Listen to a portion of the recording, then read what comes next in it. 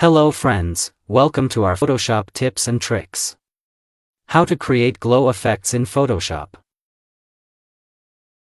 Select Object Selection tool. Then select the flower. Then click Layer option and Ctrl+J to duplicate the layer on 2 times. Then first layer upside normal to change on screen to click. Then again duplicate the first layer.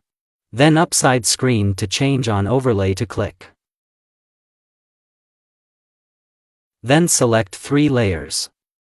And right-click to merge layers to click. Then select background layer. Then adjustment to color look up to click.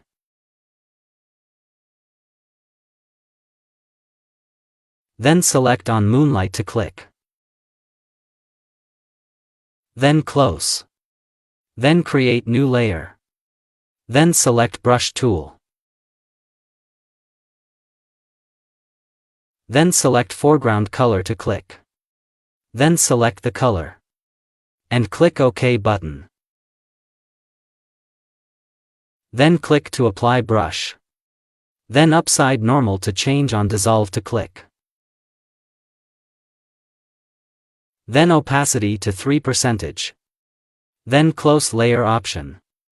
Then apply the brush on flower all sides.